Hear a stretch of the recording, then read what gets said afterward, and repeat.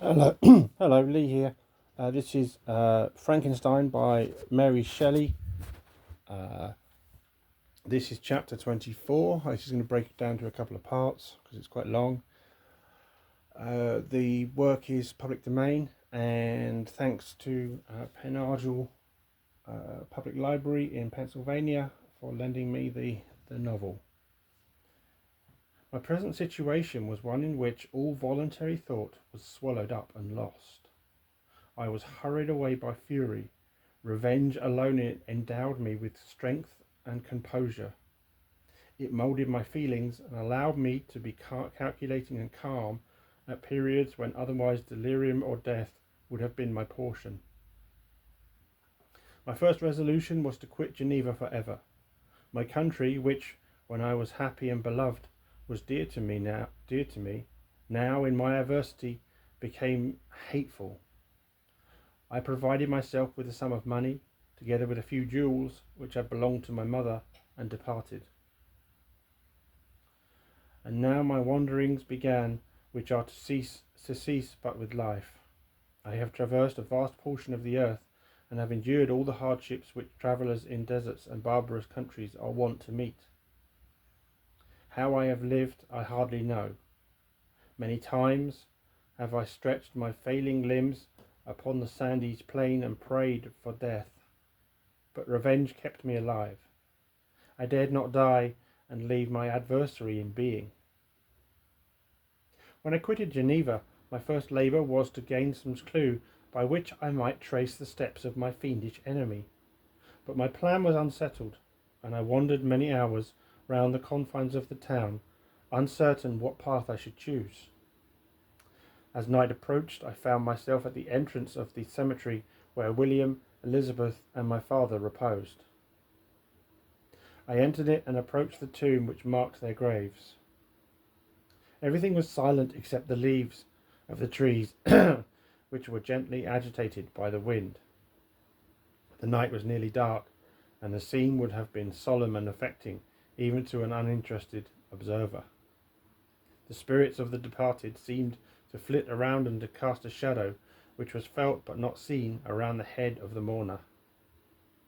The deep grief which this scene had at first excited quickly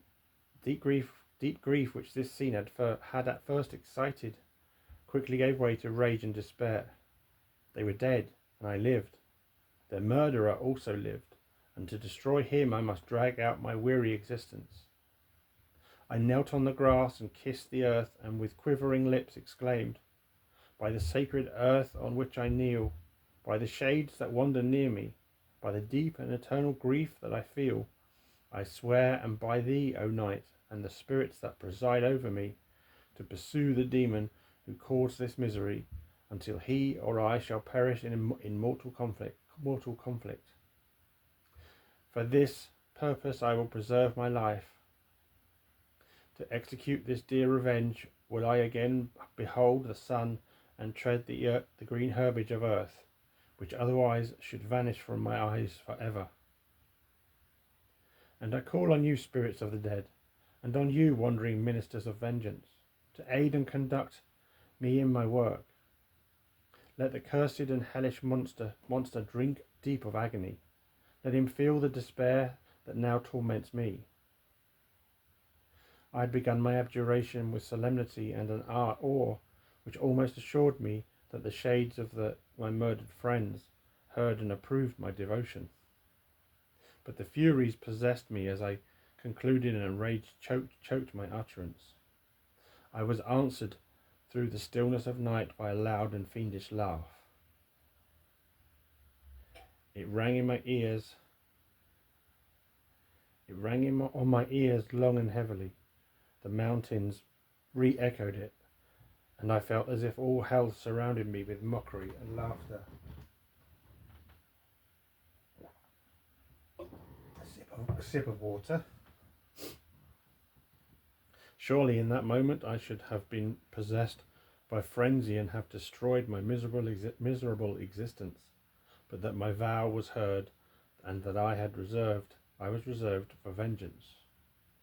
The laughter died away, when a well-known and abhorred voice, apparently close to my ear, addressed me in an audible whisper. "I am satisfied, miserable wretch. You have determined to live, and I am satisfied."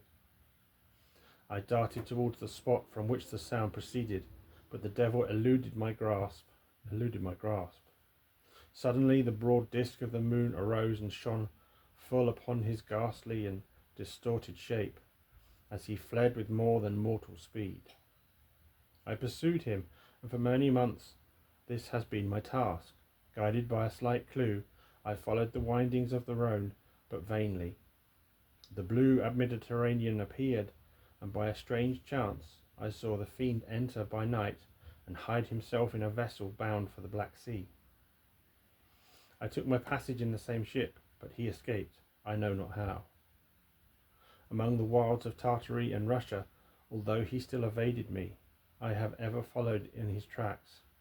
Sometimes the peasants, scared by this horrid apparition, informed me of his path. Sometimes he himself, who feared that if I lost all trace of him I should despair and die, left some mark to guide me. The snows descended on my head, and I saw the print of his huge step on the white plain. To you first entering on life, to whom care is new and agony unknown, how can you understand what I have felt and still feel? Cold, want, and fatigue were the least pains which I was destined to endure. I was cursed by some devil, and carried about with me my eternal hell. Yet still a spirit of good followed and directed my steps, and when I most murmured, would suddenly extricate me from seemingly insurmountable difficulties. Sometimes, when nature, overcome by hunger, sank under the exhaustion, a repast was prepared for me in the desert that restored and inspirited me. The fare was indeed coarse, such as the peasants of the country ate, but I will not doubt that it was set there by the spirits that I had invoked to aid me. Often, when all was dry, the heavens cloudless, and I was parched by thirst, a slight cloud would bedim the sky, shed the few drops that revived me, and vanish.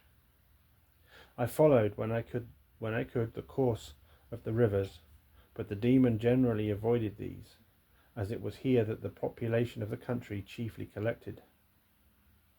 In other places human beings were seldom seen, and I generally subsisted on the wild animals that crossed my path.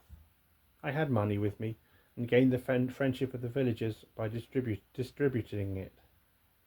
Or I brought with me some food that I had killed, which, after taking a small part, I always presented to those who had provided me with fire and utensils for cooking.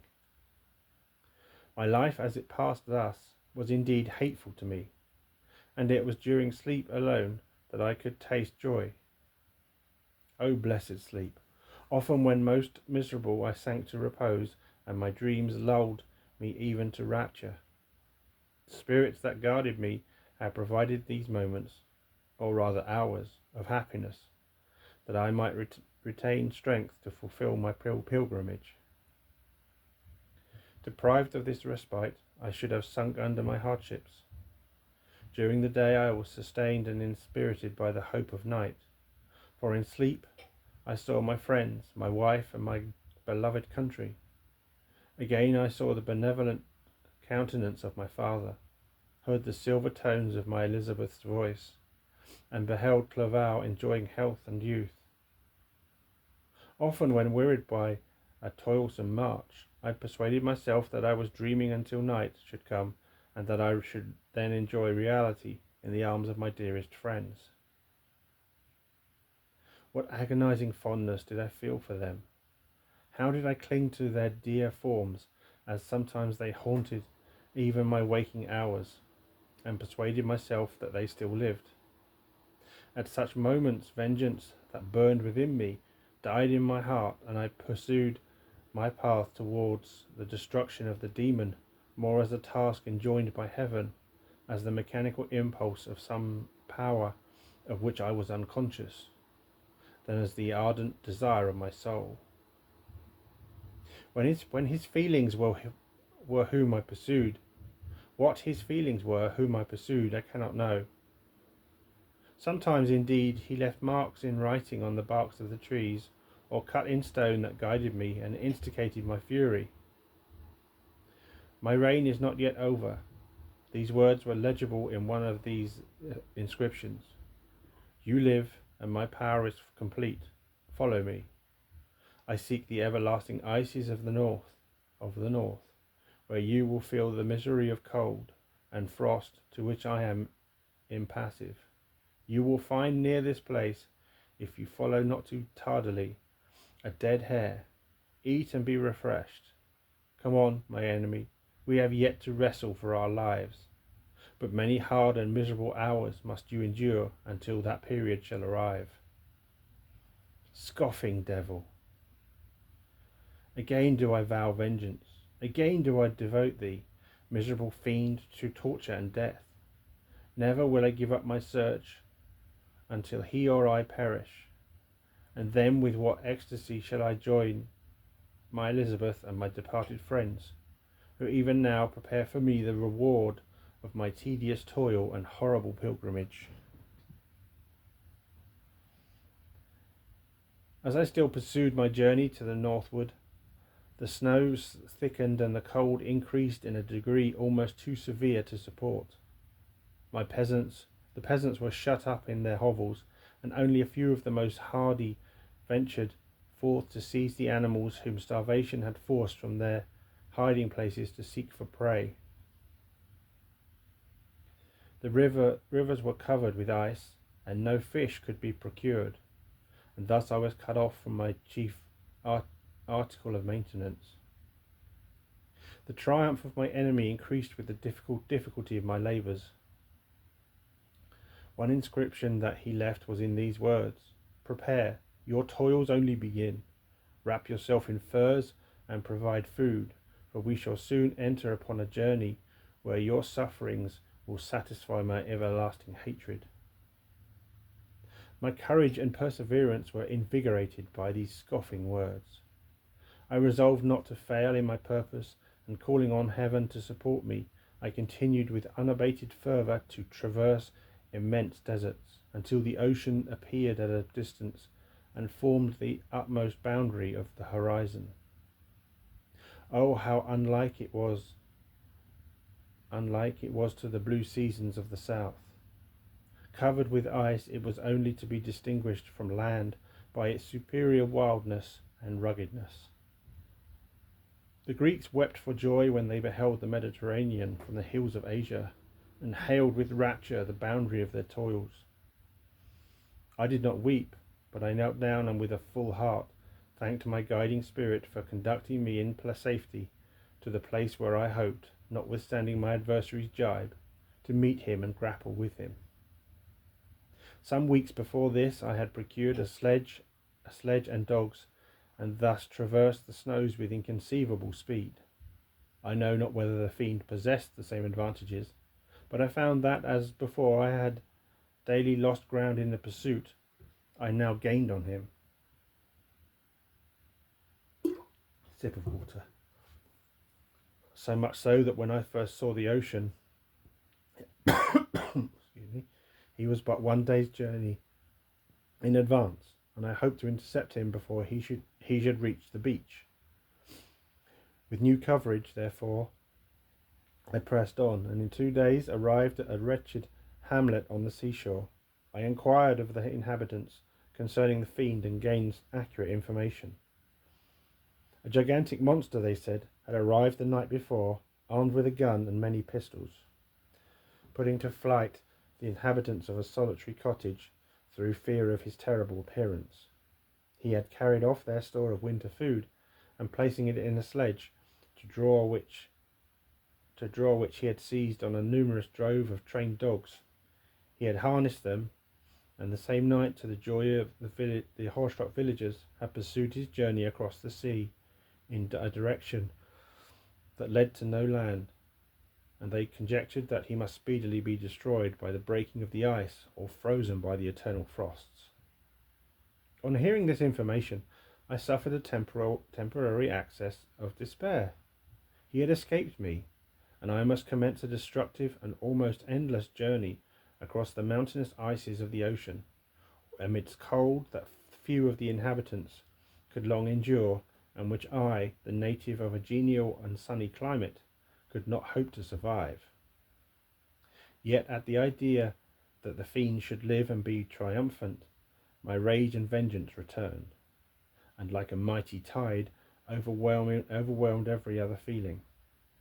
After a slight repose, during which the spirits of the dead hovered round and instigated me to toil and revenge, I prepared for my journey.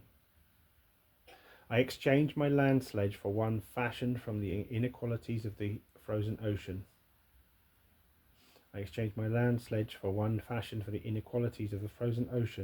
And purchasing a plentiful stock of provisions, I departed from land. I cannot guess how many days have passed since then, but I have endured misery which nothing but the eternal sentiment of a just retribution burning within my heart could have enabled me to support. Immense and rugged mountains of ice often barred up my passage, and I often heard the thunder of the ground sea which threatened my destruction. But again the frost came and made the paths of the sea secure. By the quantity of provision which I had consumed, I should guess that I had passed 3 weeks in this journey, and the continual protraction of hope, returning back upon the heart, often wrung bitter drops of despondency and grief from my eyes. Despair had indeed almost secured her prey, and I should soon have sunk beneath this misery. Once, after the poor animals that conveyed me had with incredible toil gained the summit of a sloping ice mountain, and one sinking under his fatigue died, I viewed the expanse before me with anguish, when suddenly my eyes caught a dark speck upon the dusky plain. I strained my sight to discover what it could be, and uttered a wild cry of ecstasy when I distinguished the sledge and the distorted proportions of a well-known form within. Oh, with what a burning gush did hope revisit my heart! Warm tears filled my eyes, which I hastily wiped away that they might not intercept the view I had of the demon. But still my sight was dimmed by the burning drops, until, giving way to the emotions that oppressed me, I wept aloud. But this was not the time for delay. I disencumbered the dogs of their dead companion, gave them a plentiful portion of food, and after an hour's rest, which was absolutely necessary, and yet which was bitterly irksome to me, I continued to my route. The sledge was still visible, nor did I again lose sight of it except at the moments when, for a short time, some ice rock concealed it with intervening crags. I indeed perceptibly gained on it, and when, after nearly 2 days' journey, I beheld my enemy at no more than a mile distant, my heart bounded within me. But now, when I appeared almost within grasp of my foe, my hopes were suddenly extinguished, and I lost all trace of him, more utterly than I had ever done before. A ground sea was heard. The thunder of its progress as the waters rolled and swelled beneath me became every moment more ominous and terrific. I pressed on, but in vain. The wind arose, the sea roared, and as with the mighty shock of an earthquake, it split and cracked with a tremendous and overwhelming sound. The work was soon finished. In a few minutes a tumultuous sea rolled between me and my enemy, and I was left drifting on a scattered piece of ice that was continually lessening, and thus preparing for me a hideous death. In this manner many appalling hours passed. Several of my dogs died, and I myself was about to sink under the accumulation of distress, when I saw your vessel riding at anchor and holding forth to me hopes of succour and life. I had no conception that vessels ever came so far north, and was astonished at the sight. I quickly destroyed part of my sledge to construct oars, and by these means was enabled, with infinite fatigue, to move my ice raft in the direction of your ship. I had determined, if you were going southwards, still to trust myself to the mercy of the seas rather than abandon my purpose. I hoped to induce you to grant me a boat with which I could pursue my enemy, but your direction was northwards. You took me on board when my vigour was exhausted, and I should soon have sunk under my multiplied hardships into a death which I still dread, for my task is unfulfilled. Oh, when will my guiding spirit, in conducting me to the demon, allow me the rest I so much desire? Or must I die and yet he live? If I do, swear to me, Walton, that he shall not escape, that you will seek him and satisfy my vengeance in his death. And do I dare to ask of you to undertake my pilgrimage, to endure the hardships that I have undergone? No, I am not so selfish. Yet when I am dead, if he should appear, if the ministers of vengeance should conduct him to you, swear that he shall not live. Swear that he shall not triumph over my accumulated woes and survive to add to the list of his dark crimes. He is eloquent and persuasive. Once his words had even power over my heart, but trust him not. His soul is as hellish as his form, full of treachery and fiend-like malice. Hear him not.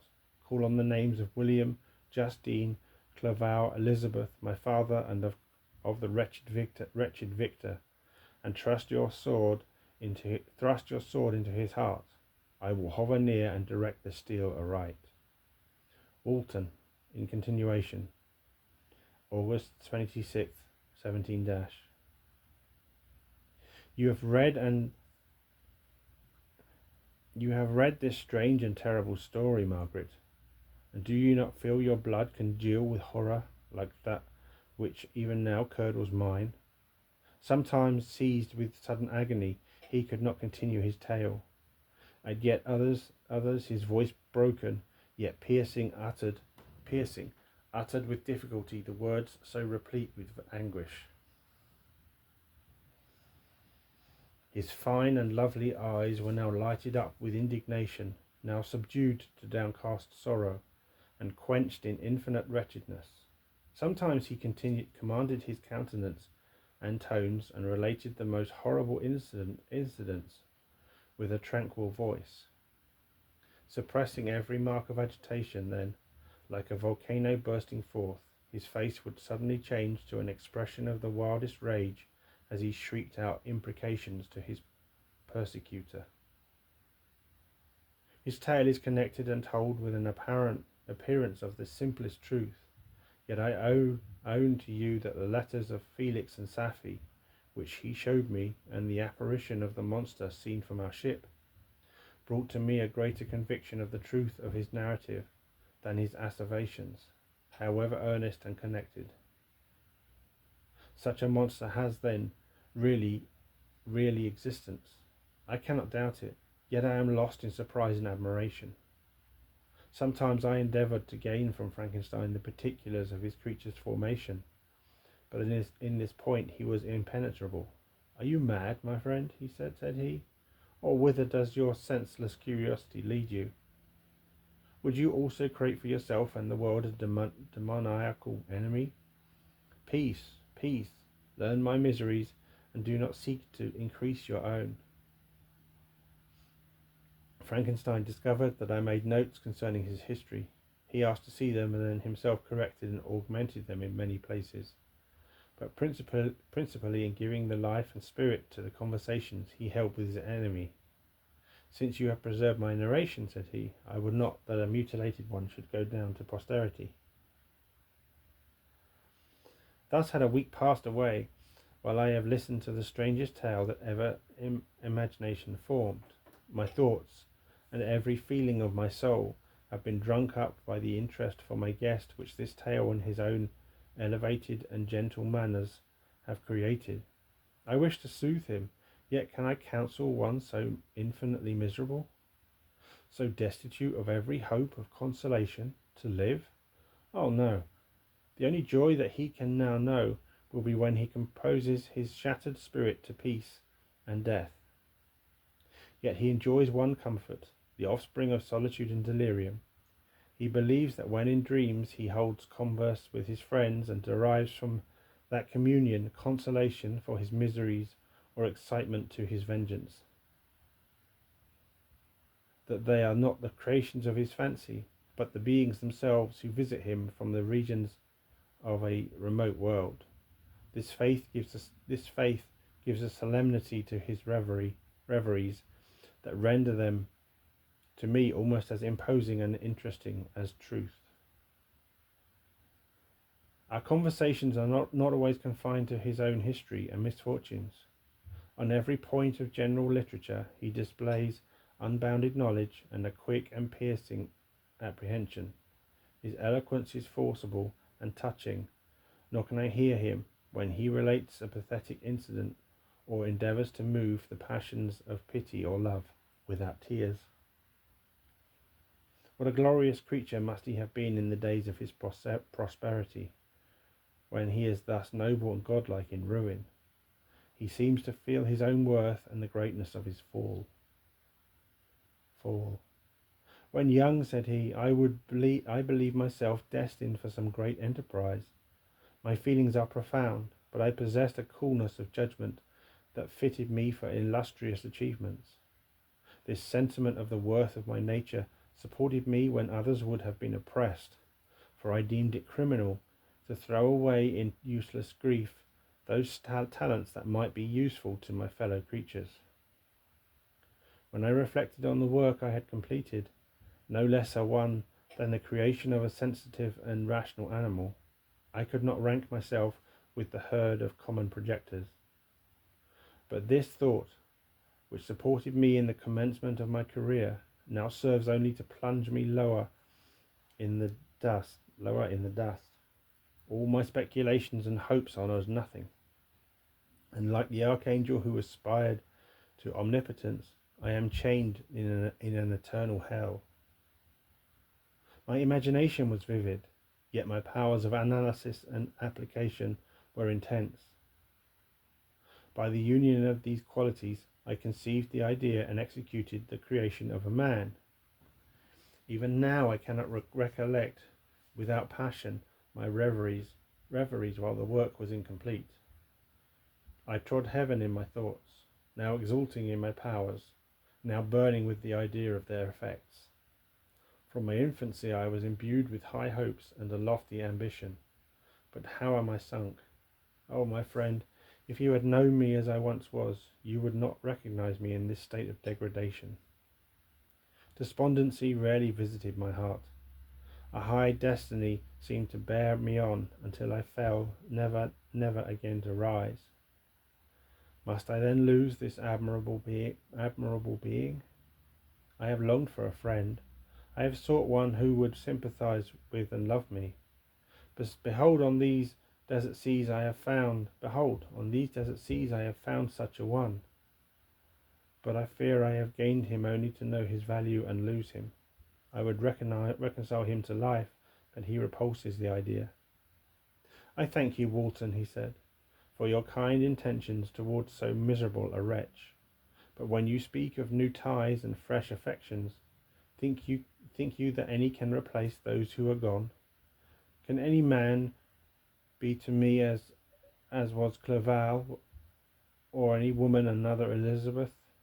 Even where the affections are not strongly moved by any superior excellence, the companions of our childhood always possess a certain power over our minds which hardly any later friend can obtain. They know our infantine dispositions, which, however they may be afterwards modified, are never eradicated, and they can judge of our actions with more certain conclusions as to the integrity of our motives. A sister or a brother can never, indeed such sympathies have been shown early, suspect the other of fraud or false dealings, when another friend, however strongly he may be attached, may in spite of himself be contemplated with suspicion. But I enjoyed friends, dear not only through habit and association, but from their own merits, and wherever I am, the soothing voice of my Elizabeth and the conversation of Clerval will be ever whispered in my ear. They are dead, and but one feeling in such a solitude can persuade me to preserve my life. If I were engaged in any high undertaking or design fraught with extensive utility to my fellow creatures, then should I live to fulfill it. But such is not my destiny. I must pursue and destroy the being with whom I gave existence, and then my lot on earth will be fulfilled, and I may die. My beloved sister, September 2nd.